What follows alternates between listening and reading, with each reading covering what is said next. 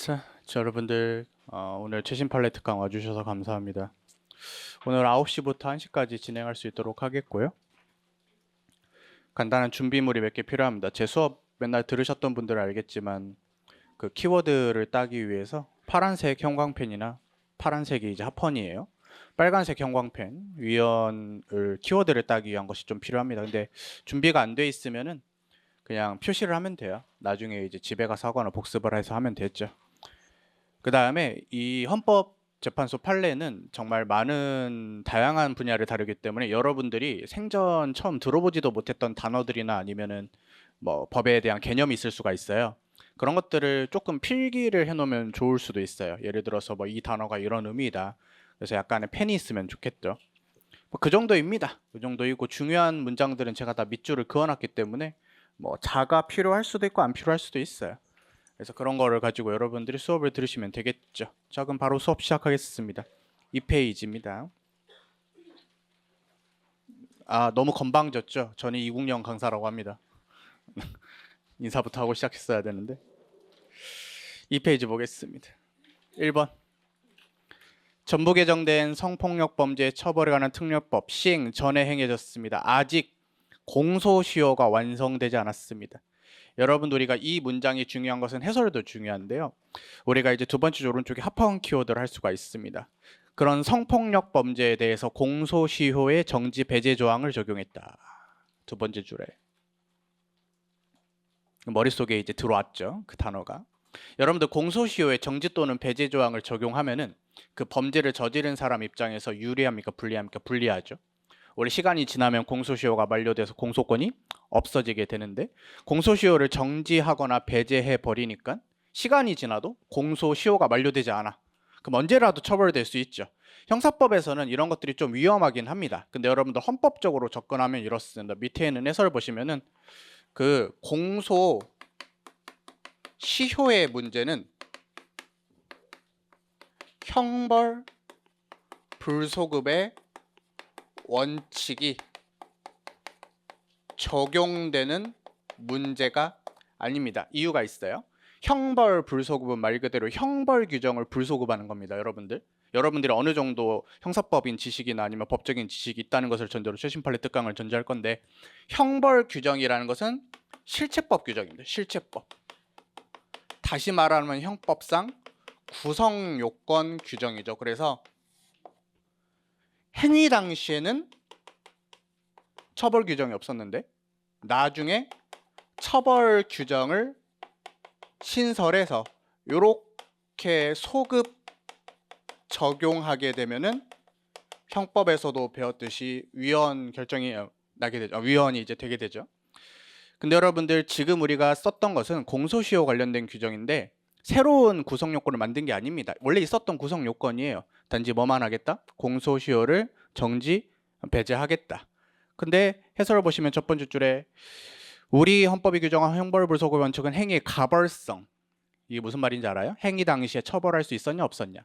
무슨 말인 줄 알아요? 행위 당시에 구성 요건이 있었냐 없었냐의 문제이기 때문에 소추 가능성에만 연관될 뿐이고 가벌성에는 영향을 미치지 않는 공소시효에 관한 규정은 원칙적으로 형벌불소급 원칙에 문제되지 않는다. 그 세 번째 줄도 시험에서 나왔어요. 공소시효의 정지 규정을 과거 이미 행한 범죄에 대해서 적용하도록 하는 법률이라 하더라도 그 사유만으로 언제나 죄형법 정주의 파생 원칙인 형벌불소급 원칙에 언제나 위배된다고 단정할 수는 없습니다. 그리고 성폭력 범죄라는 특별한 범죄이기 때문에 공소시효를 배제 정지해도 헌법이 위배되지 않는다. 이런 식으로 정리하면 별거 없죠. 이런 식으로 진행을 하겠습니다. 알겠죠? 자, 2번 보시면은 합헌 키워드 상가 건물 임차인의 계약갱신 요구권 행사 기간을 10년으로 연장했다. 이제 항상 그 법이라는 것은 감정을 들이대면 안 된다 그랬죠. 우리 임차인 있고 임대인 있어요. 건물주가 있고 세입자가 있는데 세입자에게 유리한 규정입니다. 왜냐하면 계약갱신 요구권 행사 기간을 10년으로 연장했으니까 우리가 이제 그 건물주가 불리해질 수 있다 이거예요. 근데 여러분들 잘 생각해봐요. 지금 저를 보시면은 이렇게 계약이 진행 중이에요. 아직 안 끝났어요. 아직 안 끝났다고. 계약이 진행 중이에요. 아직 안 끝났다고. 아직 안 끝났는데 법 규정이 건물주에게 불리하게 개정이 됐습니다. 아까처럼. 계약갱신 요구권 10년으로 연장이 됐어요. 불리하죠. 그래서 뭐라도 말하고 보고 싶어요. 진정소급입법에 해당하는 거 아니냐. 아까 뭐라 그랬죠? 계약기간이 종료되지 안 왔죠? 계약 기간이 종료됐는데 불리하게 하면은 진정소급입법이죠? 근데 아니죠. 소급입법 금지 원칙에 위배되려면은 진정소급입법이어야 되죠. 근데 그게 아니죠. 그러니까 세 번째 조론 쪽에 신뢰보호 원칙을 따지게 되는데 이거는 그 건물주가 막 쫓아낼 수도 있잖아. 장사 잘 되면은 자기가 장사하겠다고 하면서. 그래서 임차인을 보호하기 위해 헌법 위배되지 않는다라고 합헌 키워드는 상가 건물 임차인의 계약갱신 요구권 행사 기간을 10년으로 연장했다 이렇게 되는 거죠. 알겠죠? 그다음에 3번. 3번은 여러분들 이해가 필요하면은 이해를 하면 되는데 합헌 키워드는 두 번째 줄에 봉안시설이라는 키워드가 있어요. 이게 이제 납골당 시설입니다. 납골당. 근데 여러분들 사람이 이제 돌아가신 유골을 모셔기 때문에 어느 정도 규제가 필요하겠죠.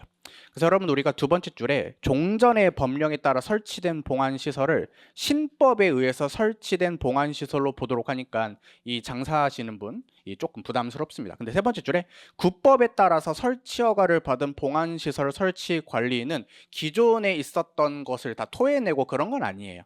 그냥 이제 새롭게 법이 규정됐기 때문에 규제가 조금 더 가해지지만 그렇다고 해서 헌법 위배되는 것은 아니다 이렇게 되는 것이죠. 그래서 납골당 관리 이런 것과 관련해서 신법을 적용하도록 하는 게 헌법 위배되지 않는다 이렇게 하면 돼요. 알겠죠? 별거 없죠?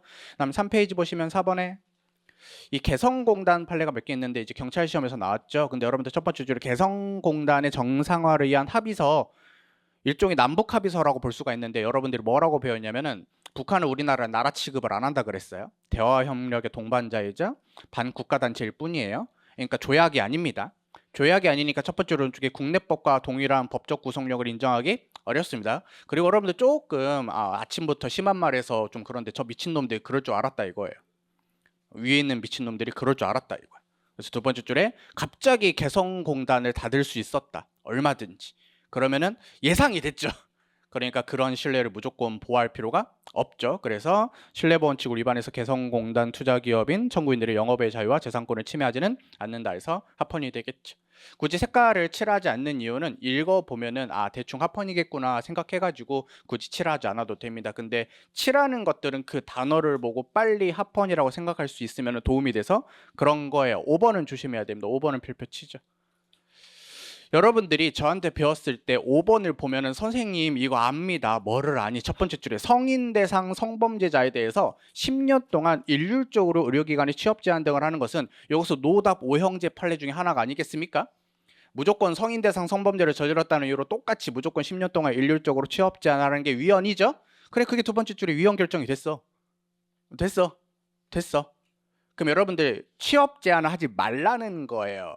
똑같이 무조건 10년 동안 취업 제한하는 게 문제인 거예요? 후자죠. 그럼 두 번째 조론 쪽에 개정법 시행일 전까지 성인 대상 성범죄로 성을 선고받긴 했어요. 형이 확정되긴 했죠. 이제는 여러분들 세 번째 조론 쪽에 뭐 하겠다? 기간에 차등을 두겠다. 무조건 10년이 위헌이었잖아. 그래서 여러분들 좀 심하게 저지른 사람들은 10년까지 때리고 좀 반성을 하거나 아니면 좀 초범 같은 경우에는 한 2년에서 3년 정도 취업 제한을 시키고 이거는 괜찮죠. 그래서 이게 합헌 키워드가 되는데 기간에 차등을 두어서 의료기관 등의 취업 등을 제한하게 된 거예요. 뭐가 위헌이었으니까? 무조건 10년으로 때린 게 위헌이었으니까. 요거는 여러분들 한 번도 못 봤던 최신 판례죠.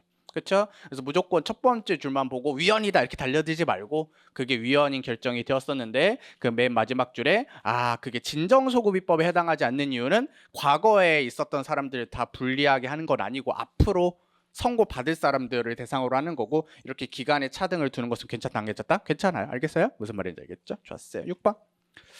이거 여러분들 조금 합헌 키워드 해볼까? 좀 길게. 공익법인입니다. 돈 벌려는 법인은 아닌가 봐요. 근데 여러분들 그런 공익법인을 대기업이 만들면 어떨까? 약간 그래요. 왜냐하면 약간 탈세의 느낌이 있거나 상속의 느낌이 있거든요. 여러분들 공익법인을 만들면은 많은 세금 혜택이 있겠죠. 그래서 첫 번째 줄에 야 너네 공익법인 치고 너무 돈이 많다. 주식이 너무 많다. 근데 일단 봐줄게. 일단 세금 당장은 안 내게 봐줄게. 공익법인이니까 대신 첫 번째로 주게 10년을 초과하면은 가산세를 내야 됩니다. 공익법인이라고 하기에는 너무 주식이 많아. 이상하죠. 그래서 공익법인이 유예기간을 지난 후에도 보유기간을 초과해서 주식을 보호할 때는 10년을 초과하지 않은 범위에서 매년 가산세를 부과 조금 길게 치면은 공익 공익법인 주식 너무 많이 가지면 세금 내도록 해야 되는구나, 이런 판례로 여러분들이 요약할 수 있어요. 뭔 말인지 알겠죠? 공익법인이 주식이 막 5천억씩 있는 거 좀 이상하잖아요.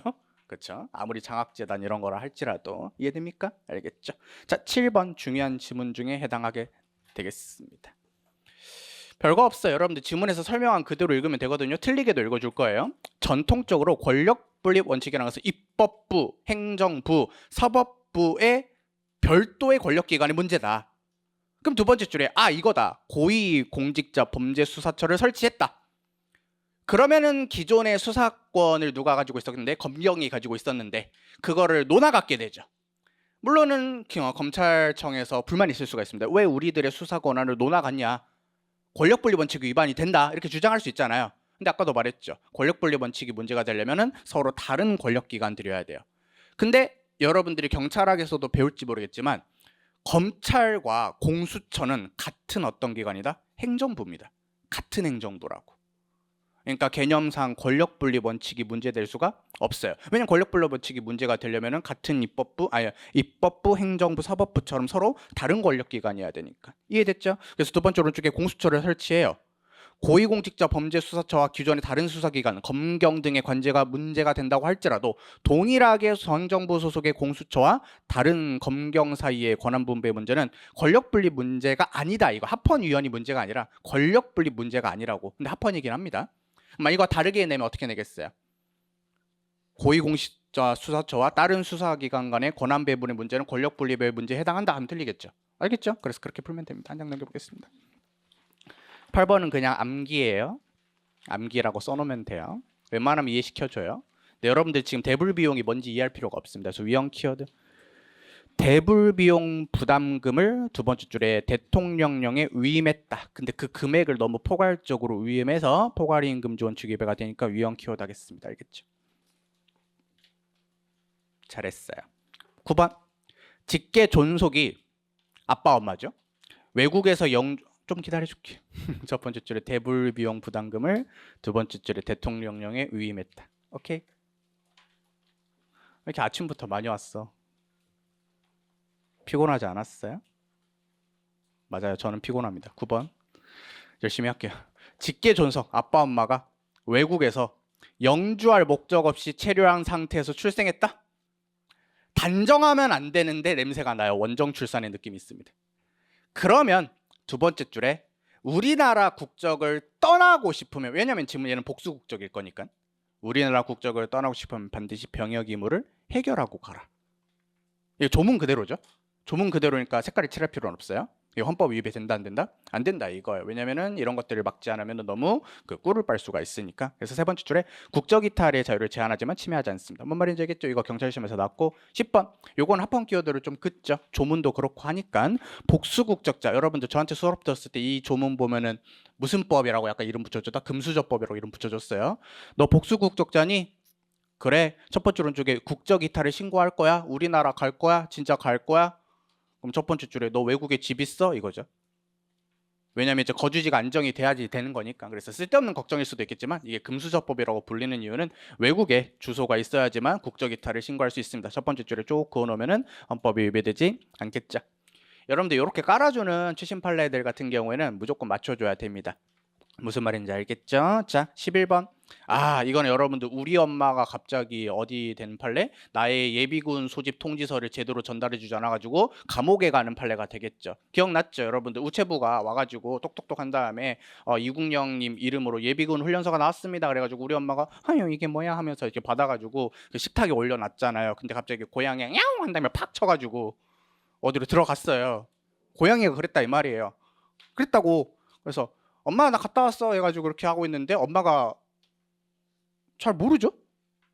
그럼 정당한 사유 없이 나에게 소집 통지서를 준 건 아니죠? 전달한 건 아니죠? 근데 우리 엄마 징역 가요. 애초에 우체국이 잘 배달했으면 됐잖아. 그렇죠? 그래서 이거 위헌 키워드 하면 너무 깁니다. 예비군 대원 본인의 부재 시 예비군 훈련 소집 통지서를 수령한 우리 엄마가 성년자가 정당한 사유 없이 소집 통지서를 국령에게 전달하지 않은 경우 징역을 갑니다.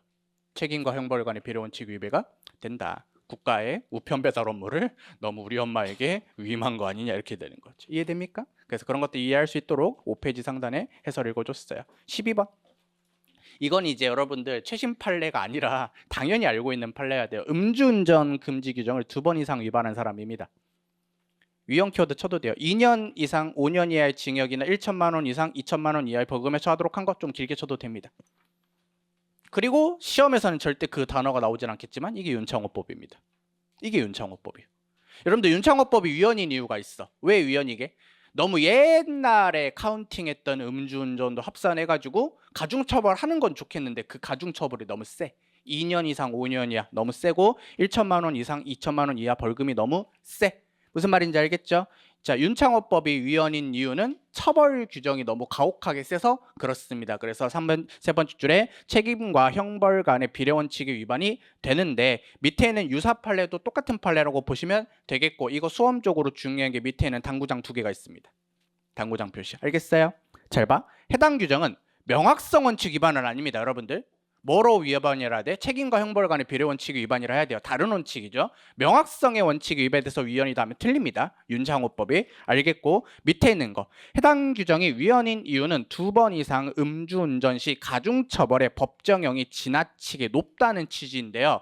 여러분들이 경찰학에서 배웠습니다. 음주운전 금지 규정 여러 번 위반한 사람이 세 번째 줄에 뭐를 당할 수 있다? 운전면허를 필요적으로 취소 당할 수 있죠.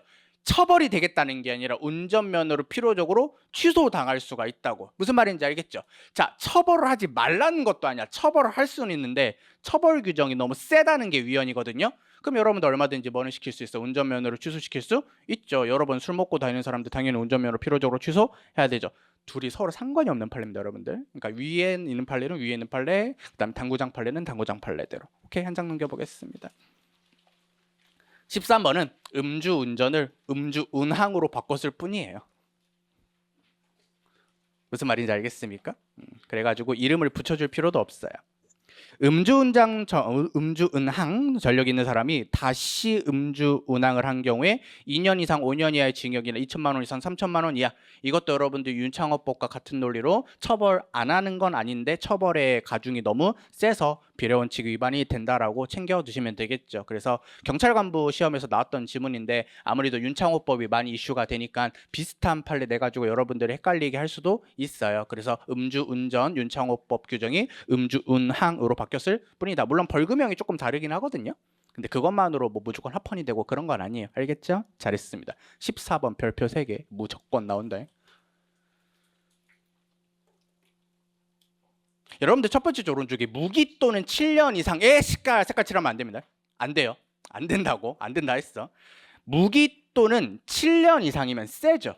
세죠. 뭐가 안 되게? 장량감경에도. 그래, 집행유예가 안 된다고 해야지.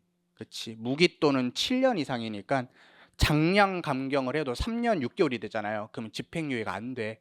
센 규정입니다. 다른 규정들은 합헌인 규정도 많거든요. 무기 또는 7년 이상이 위헌 키워드 주거침입 강제추행죄 또는 주거침입 준강제추행죄입니다. 얘네들까지 무기 또는 7년 이상으로 하는 것은 너무 지나치다 이렇게 해야 되는 판례예요. 이거 아주 중요하게 나올 수가 있으니까 꼭 반드시 알아두시고 그 이유는 해설에 따라 써놨는데 여러분들이 그 해설을 판단해가지고 시험장에서 풀 수 있는 시간적 여유가 안 돼요.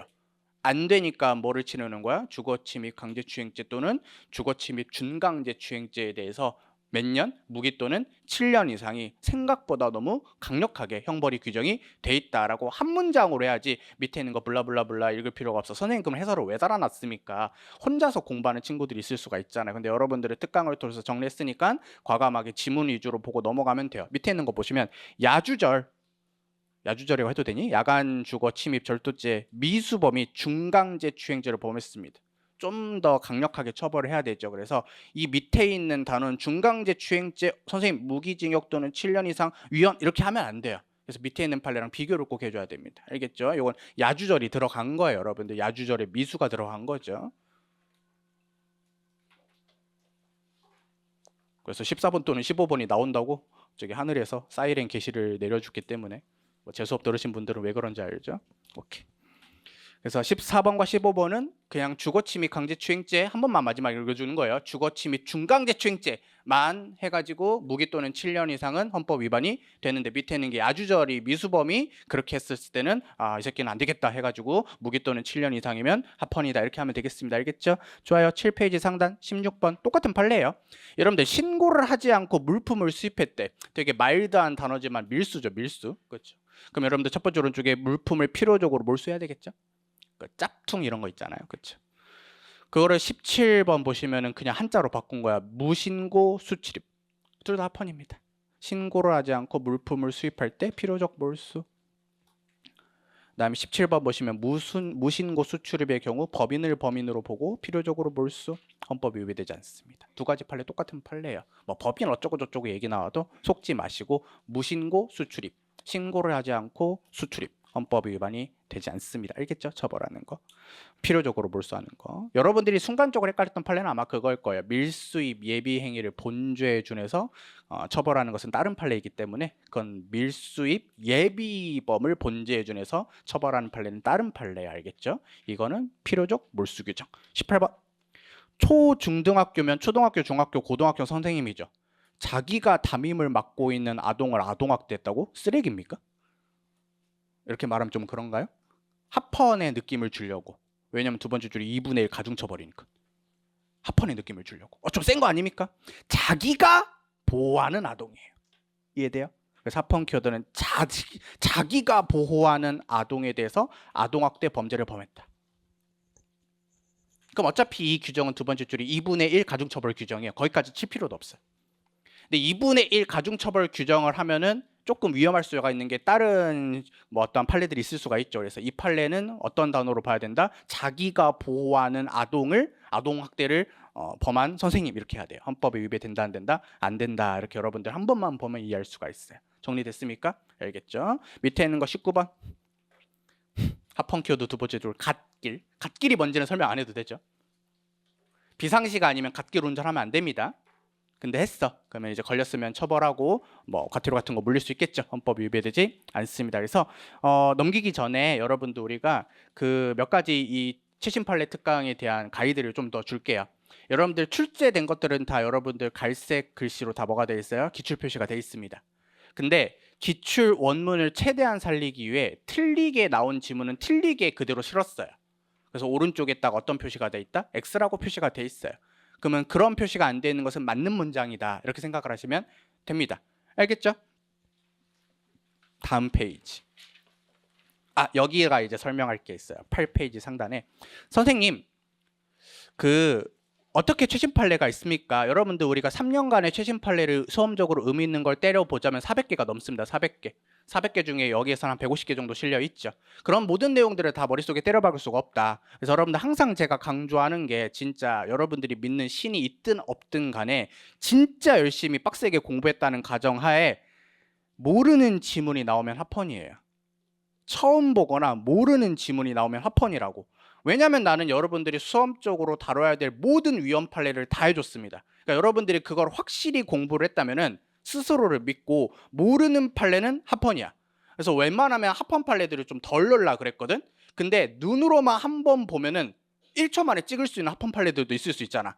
그런 걸 간단하게 나열해 놓은 것들이 8페이지 상단에 이런 것들입니다. 알겠어요? 그래서 이런 것들을 한 번만 눈으로 보면 이거 합헌이다. 사실 공부한 다음에 생각 안 하고 잊고 있어도 돼. 어차피 내가 모르는 판례나 눈에 익숙하지 않은 판례들은 뭐일 거니까 합헌일 거니까 믿으세요. 알겠죠? 1번 위험한 물건이 휴대해서 상해를 범한 때는 1년 이상 10년 이하. 그럼 여러분들 차등을 둘 수가 있으니까 이 정도는 헌법 위배되지 않습니다. 그래서 특수상해죄가 될 수가 있겠죠. 헌법 위배되지 않는데 이런 것들이 경정승지에서 나왔지만 이런 것들을 한 번만 보면 충분히 맞출 수가 있어요. 가성비 걷게 괜찮습니다. 알겠어요?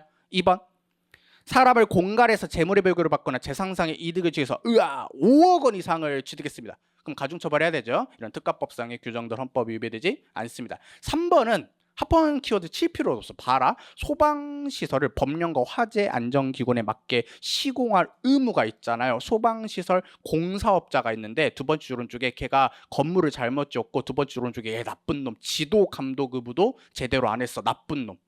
그럼 여러분들 건물 위험하죠. 화재 나면 위험하죠. 처벌해야 되겠죠. 이런 거를 색깔 칠할 필요가 없다 이거야. 상식으로 해결할 수 있습니다. 4번 폭행죄로 2번 이상 징역을 받은 사람이 같은 죄를 범해서 누범. 여러분들 우리가 대부분의 누범 가중처벌 규정은 다 합헌입니다. 여러분들. 그래서 누범 가중처벌 합헌 이렇게 색깔해도 돼요. 색깔 칠해도 됩니다. 파란색. 5번 이건 여러분들 조금 논란이 있었는데 마약 매매를 1년 이상의 유기징역입니다. 벌금형이 없었어요. 그래서 조금 문제가 됐지만 우리가 다수 의견은 합헌이라고 했기 때문에 이건 합헌 키워드 해놓겠습니다. 색깔을 마약 대마를 매매한 자를 1년 이상의 유기징역에 처한다. 그 다음에 여러분들 6번은 색깔 칠할 필요가 있을까요? 그 단어만 보면 왠지 합헌 같아요. 금지하고 처벌해도 가짜 석유를 제조했다고 아주 위험하죠. 그렇게 여러분들 한 번만 보면 맞출 수 있는 내용들이 있습니다. 알겠어요? 오케이. 20번 선생님 이거 너무 길어요. 뭐예요? 첫 번째 줄이 가맹본부에다가 합헌 키워드 하면 됩니다. 가맹본부. 그리고 한 번만 들으면 이해가 돼. 프랜차이즈입니다. 프랜차이즈. 교촌치킨 맛있겠다. 그러면은 가맹본부와 가맹점 사업자들 있거든요. 편의점이 좀 그렇죠. 뭐 CU 본부가 있고 뭐가 있어? CU 지점들이 있을 거 아니야. 그러면은 누구가 일방적으로 유리해요? 사업자, 본부가 일방적으로 유리하죠. 그럼 서로 이익을 조정할 수 있도록 우리가 서로 양보를 해야 되겠죠. 그래서 밑에서 세 번째 줄에 가맹본부가 우월적인 지위를 남용하는 것을 방지하고 가맹본부와 사업자 간의 부조화를 시정하거나 공존과 상생을 도모하기 위해 규제와 조정할 수 있다 없다? 당연히 할 수 있겠지. 그래서 긴 문장 쫄지 말고 가맹본부를 조정할 수 있구나 해가지고 페널티 줄 수 있구나 이렇게 여러분들 하면 되겠습니다. 9페이지로 넘어가죠. 1번 여러분들 주택재개발정비사업조합 줄이면 이제 주택조합이 되겠죠. 저한테 뭐라고 배웠어요? 순수한 공적단체라고 배웠습니다. 순수한 공적단체. 순수한 공적단체. 순수한 공적단체. 절대 기본권의 주체가 될 수 없습니다. 왜냐하면 여러분들 네 번째 줄이 기본권의 수범자니까 착한 사람들 눈에 보이죠. 우리가 이제 국가, 공권력이 있고 거기 지문에 다 답이 있어요. 안 써도 돼. 기본권에 주체가 있는데쇼. 얘가 기본권의 뭐다? 수범자예요. 기본권을 지켜줘야 될 자. 그럼 주택조합은 네 번째 줄에 기본권에 뭐로 기능하고 있다? 수범자로 기능하고 있대. 그리고 행정심판에 뭐까지 되었대? 피청구인이었대. 피청구인. 여러분들 우리가 행정심판에 행정소송 생각하면 보통 원고가 누구죠? 국민이고 피고가 누구예요? 국가 또는 공공단체잖아요. 그러면 여기 있겠어? 여기 있겠어? 여기 있겠지. 그럼 얘는 기본권의 주체가 된다 안 된다? 안 된다. 알겠죠? 비슷한 게 여러분들 몇 개 있죠. 순수한 공적단체, 농지개량조합 이런 게 생각나면 됩니다. 농지개량조합 기본권의 주체가 안 되지. 뭐하니? 빨리 쓰고 빨리 써야지. 농지개량조합 이런 게 있다고. 주택재개발조합이나 주택조합이나 똑같고 되게 지역적이고 직장의료보험조합이 있지만 굳이 안 써도 됩니다. 농지개량조합이나 잘 기억하면 되겠어요. 알겠죠? 2번 결국 첫 번째 줄 중간에 이 사건의 이슈는 문신시술업을 하고 싶다. 업이니까 직업이죠. 그쵸? 취미로 하겠다는 게 아니라 돈 받고 하고 싶다. 근데 여러분들 일단 합헌 판례인데 비의료인, 의사 자격증이 없으면 뭐 못해? 문신시술 못합니다. 그래서 여러분들 대부분의 문신시술업은 불법일 겁니다. 근데 이제 한두 명 의사분이 계시다고는 들었어요. 근데 대부분은 불법이야. 그래서 여러분들 우리가 비의료인이 뭐라고 주장해? 이 사람이 뭐라고 주장해? 나 비의료인이지만 문신시술하게 해달라. 청구하죠. 그럼 여러분들 표현의 자유랑 직업의 자유랑 문제가 될 건데 1차적으로 이 사람이 표현 활동을 하고 싶다. 돈 벌고 싶다? 돈 벌고 싶다 이거야. 그럼 뭐를 중심으로 판단해야 돼? 직업의 자유를 중심으로 판단해야 되죠.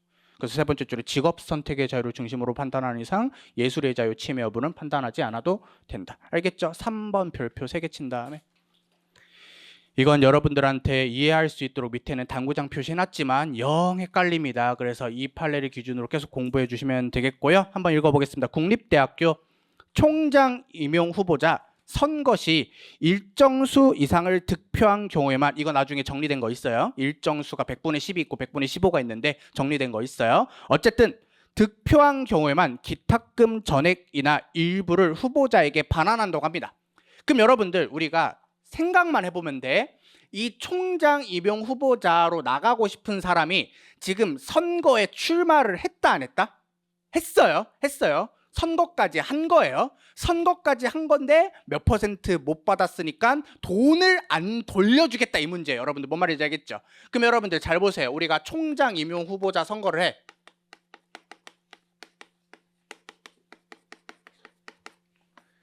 만약에 if 액수가 기탁금의 액수가 너무 커. 막 4억씩 5억씩 하래. 그럼 여러분들 당선이 되면 돌려받을 수 있지만 모든 사람들이 다 당선되는 건 아니죠. 그럼 그 돈을 마련하는 것 자체가 불가능할 수가 있죠. 그러면은 선거에 애초에 출마를 못하게 되겠죠. 뭔 말인지 알겠습니까? 기탁금 액수가 너무 커버리면은 포기하게 된다고.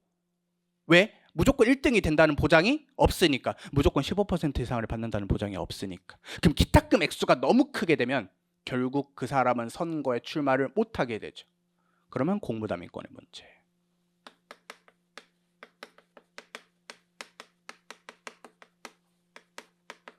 근데 어찌해서 그 돈을 마련한 다음에 출마를 했다? 1,000만 원이든 3,000만 원이든 마련해서 내고 출마를 했다고. 근데 선거를 해서 일정 수 득표를 못하면은 기탁금을 반환하는 것이 규제가 되고 제한이 된대. 못 나갔어요, 선거? 나갔죠. 이제부터 열심히 하면 돼. 열심히 하는데 그 반환 기준이 너무 높아버리면 선거에 못 나갔다 아니면 돌려받기가 어렵다? 돌려받기가 어렵죠. 그럼 무슨 문제예요? 재산권 문제입니다. 이걸 이해했으면 지문을 읽어보죠. 쓸 시간을 1분 드리겠습니다. 쌤 안 써도 돼요. 왜요? 밑에는 당구장 표시가 그거예요. 하지만 그렇게 쓰고 싶은 사람 있으면 그렇게 쓸 수도 있으니까 뭐 아무튼 여러분들이 너무 많이 와가지고 지금 이산화탄소가 너무 뿜뿜 돼가지고 지금 약간 덥고 그러네요. 에어컨을 틀어달라 했는데 이 건물이 원래 겨울이니까 난방으로 세팅이 돼 있었거든요. 그래서 틀면은 진짜 지옥이 펼쳐지가 있어가지고 그 시스템을 전환하는 시간이 필요합니다. 그래서 3교시나 4교시 때 여러분들이 냉방 에어컨을 틀어드릴 수 있을 것 같아요. 전환하는 시간이 걸린대요. 아무튼 읽어보자. 국립대학교 총장 임용 후보자가 선거할 때 투표에서 일정 수 이상을 득표한 경우에만 기탁금 전액이나 일부를 반환하고 반환되지 않은 기탁금은 꿀꺽 하겠다. 못 나가게 한 거예요? 안 돌려주겠다는 거예요? 안 돌려주겠다는 거죠. 그럼 뭐를 중심으로 살펴야 된다고? 재산권을 중심으로 살펴야 되니까 틀린 지문입니다. 이 수식을 밑에 있는 당구장 표시로 해놨으니까 이해할 수 있습니다. 알겠어요? 못 나가게 했냐? 아니면은 나가긴 나갔는데 그 돈을 안 돌려주겠다는 거냐? 이해됐죠? 오케이, 좋습니다. 한 장 넘겨보시면 정말 중요한 판례라서 우리가 이제 2차 대비 때 강조를 했었는데 나왔죠. 여러분들 한번 읽어보겠습니다. 국회의원, 여러분들 별말이 없죠? 별말이 없으면 후보자라고 안 돼 있습니다. 후보자라고도 안 돼 있고 예비 후보자라는 말도 없죠. 별말이 없죠. 국회의원이죠. 당선된 거예요. 당선된 거예요.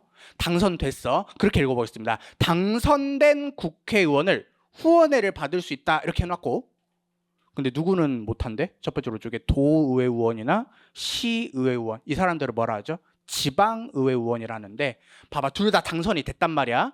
당선이 됐는데 국회의원은 후원에 지정할 수 있고 누구는? 지방의회 의원은 후원에 지정할 수 없대. 후보자도 아닌데 당선이 됐는데 헌법 위반이 됩니다. 평등권 침해입니다. 그래서 여러분들 우리가 위헌 키워드를 좀 길게 그으려면은 국회의원을 후원의 지정권자로 지정하면서 오른쪽에 지방의회 의원을 후원의 지정권자에서 제외 이렇게 해도 되고요. 오른쪽 상단에 여러분들 더 빨리 볼 수 있게 지방의회 의원 당선됐다. 후원의 지정을 금지한 사건이라고 제목을 조그맣게 달아놓기도 했습니다. 어쨌든 이해만 하면 돼요. 그래요? 맞아요. 그래서 여러분들 이것은 헌법 위반이 된다라고 해가지고 우리 경찰 시험에 나와 버렸죠. 여러분 우리 경찰 시험에 나왔던 판례가 또 나올 수도 있기 때문에 이 판례는 꼭 챙겨줘야 된다. 다시 한번 말하지만 이 사람은 당선이 된 거예요. 당선된 국회의원과 당선된 지방의원이 있는데 전자는 뭐 주고 후원의 지정권을 주고 후자는 후원의 지정권을 주지 않은 것은 헌법 위반이 됩니다. 그럼 여러분들 머릿속에 있어.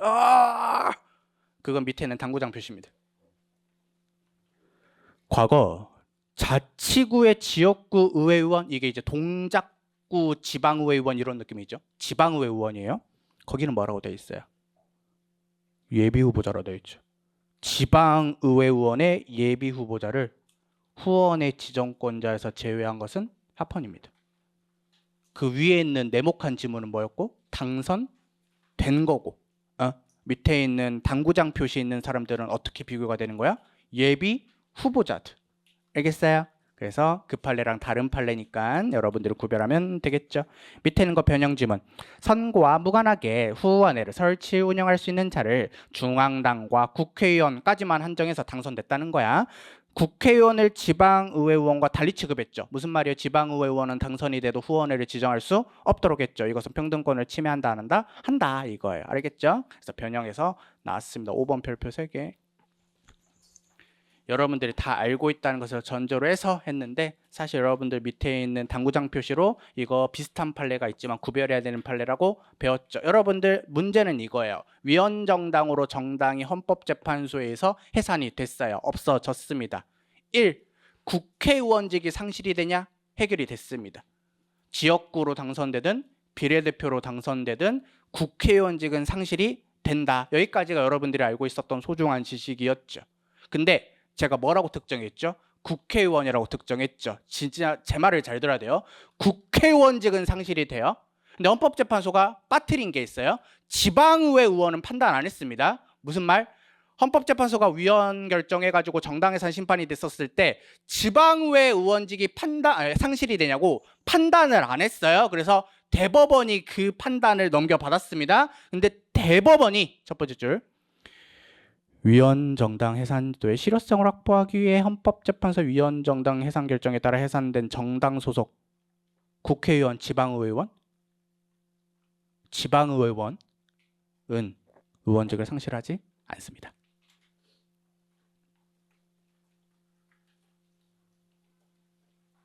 왜는 없어. 알겠어요?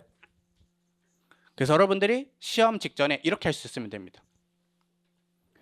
헌법재판소의 위헌 결정으로 정당이 해산됐어.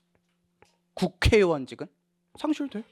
국회의원직은 지역구 국회의원이든 비례대표 국회의원이든 상실이 된다고. 지방의회 의원은 안 된다고 하면 돼. 알겠어? 안 된다고 하면 된다고. 이유가 있습니다. 왜냐하면 여러분들 비례대표 지방의회 의원이 있잖아요. 정당 소속일 거 아니에요. 갑자기 눈 뜨고 일어났는데 우리 정당이 없어진 거예요. 맞잖아. 정당 해산된 거잖아. 그러니까 비례대표 지방의회 의원 입장에서는 좀 지역에 있잖아요. 그래서 눈 뜨고 일어났다 우리 정당 없어졌대. 이렇게 되는 거야. 근데 여러분들 비례대표 의원은 정당의 빨로 당선된 사람들이거든요. 그래서 자기 발로 나가는 경우에는 의원직을 상실해야 되겠지만 대법원은 이게 자기 발로 나간 걸로 봤다 아니면은 갑자기 우리 집이 폭삭 주저앉은 거 봤다 갑자기 우리 집이 폭삭 주저앉은 거로 봤다 이 말이에요. 알겠어요? 근데 여러분들 이런 이야기를 나중에 하는 이유는 이런 이야기를 먼저 했다면 선생님 그러면은 비례대표 국회의원도 자기 발로 나간 건 아니니까 의원직 상실되면 안 되는 거 아닌가 이렇게 여러분들이 논리가 잘못 형성될 수 있어서 그래요. 그래서 논리 생각하지 말고 간단하게 공부하라고. 국회의원직은 뭐가 되고 상실이 되고 정당 해산됐을 때 비례대표 지방의회 의원 등 지방의회 의원은 상실이 된다 안 된다? 안 된다고. 알겠어요? 그래서 별표 3개 치고 6번은 여러분들 쉽습니다. 국회의원이 아니에요. 여러분들 당원협의회 위원장에다가 합헌 해볼까요? 당원협의회 위원장에다가 합헌 해볼까요? 이 사람들 어떤 사람인지 알려줄게요. 여러분들이 이제 A라는 지역이 있어요. 그러면은 X라는 당에서 국회의원이 당선이 됐어요. 그 상대방이었던 Y당이라는 사람은 당선이 됐다 안 됐다? 안 됐죠. 그럼 다음 선거를 노려보기 위해 그 직책을 맡아요. 그 지역에서 당원협의회 위원장. 근데 여러분들 X라는 당의 사람이 당선이 된 거예요. 지금 당원협의회 위원장은 당선이 안 됐어요. 그럼 뭣도 아닌데 왜 후원회를 지정하죠? 그렇죠? 선생님 아까 위에 있었던 판례만과 걔는 뭐잖아. 뭐지? 뭐라도 돼. 뭐가 됐어? 지방의회원에 당선이 된 거잖아. 그래서 당원협의회 위원장은 약간 다음 선거를 위해 준비하는 사람이기 때문에 아직 공직자도 아니고 아직 멀었습니다. 그래서 후원회 받을 필요 없다. 이렇게 되는 거죠. 합헌입니다. 자, 11 페이지 7번. 요건 여러분들 경찰 시험에 나왔죠? 그래서 또 나올 수도 있지만 여러분들 우리나라가 복수 정당제를 인정하는 거랑 다른 문제예요. 우리나라가 8조 1항에서 복수 정당제를 인정한다는 것은 우리나라의 다양한 정당 활동을 인정하겠다 이거야. 그래도 한 사람이 2개 이상 정당 가입은 안 돼. 그건 안 돼. 그래서 2개 이상의 정당 가입할 수 없다 해가지고 복수 당적 보유 금지 합헌입니다. 둘 중에 하나만 하면 돼요. 저 같으면 첫 번째 오른쪽에 복수 당적 보유 금지했다 하겠는데 그 말이 결국 뭐다? 2개 이상의 정당 가입할 수 있다 없다? 없습니다. 이거랑 비교되는 게 2개 이상 가입할 수 있는 건 뭐게? 후원회. 밑에는 조문 있죠? 그래서 여러분들 한번 보겠습니다. 여러분들 8번 이런 거는 행 하면서 비웃으면서 웃으면 돼요. 일반직 공무원 정치적 중립성 요구가 되죠? 그럼 당연히 정당 가입, 후원회 가입, 선거운동 금지죠. 색깔 칠할 필요도 없습니다. 이해되죠? 쉽죠? 밑에 있는 거 9번 어디서 많이 본 판례예요? 등록이 정당의 설립 요건입니다. 여러분들 등록되려면 몇 명의 친구들이 필요하다? 1000명짜리 그 조직이 몇 개 이상 필요하다? 5개 이상 필요하다. 각 시도당은 5개 이상이 되고 시도당의 인원수는 1000명 이상이 돼야 돼. 그럼 여러분들 생각보다 많은 친구들이 필요하죠. 그래서 정당 만들고 싶은데 정당을 못 만들게 정당의 자유가 제한은 됩니다. 근데 침해도 아니다? 아니에요. 그래서 두 번째 조론 중에 정당법상 등록된 정당이 아니면 정당이라는 이름 못 써요. 왜냐면 국민들한테 혼란 줄 수 있으니까. 그다음에 3번 보시면은 정당은 수도에 소재하는 중앙당과 5개 이상의 특별시, 광역시, 도에 소재하는 시도당을 갖춰야 되고 그 시도당은 몇 명 이상씩 가져야 된다? 1000명 이상씩 가져야 된다. 우리가 배웠던 판례입니다. 그걸 최신 판례로 한 번 더 말한 것이죠. 알겠죠? 좋아요. 10번. 여러분들 국가 기본도가 지도겠죠? 해상 경계선이 있어요. 여러분들 사실 바다에는 선이 없죠? 다 물이죠? 땅은 뭐가 있어? 산이 있거나 강이 있거나 하는 식으로 경계선이 있죠. 근데 바다는 선이 없어. 그럼 첫 번째 줄에 임의로 점선을 그어 놓은 거야. 해상 경계선은 그 자체로 불문법상 해상 경계선으로 인정되는 것은 아니지만 관할행정청이 국가기본도에 표시된 해상 경계선을 기준으로 해서 과거부터 현재까지 반복적으로 처분을 내렸대. 그 지도에 있었던 임의적인 점선으로 반복적으로 뭐를 했대? 국가가 처분을 내렸대. 그러면 바로 불문법이 될 수는 없겠지만 이거는 무슨 역할을 할 수 있겠다? 불문법의 역할을 할 수는 있겠다. 이런 판례예요. 그래서 줄여보면 첫 번째 줄에 국가기본도에 표시된 해상 경계선은 맨 마지막에 뭐가 될 수 있다? 불문법으로서 기준이 될 수 있다. 이렇게 읽으면 돼요. 만약에 안 된다 하면 틀린 거고. 알겠습니까? 좋습니다. 한 장 넘겨보죠. 아주 잘 따라오고 있어요. 11번, 12번 별표 500개. 500개는 많고 3개.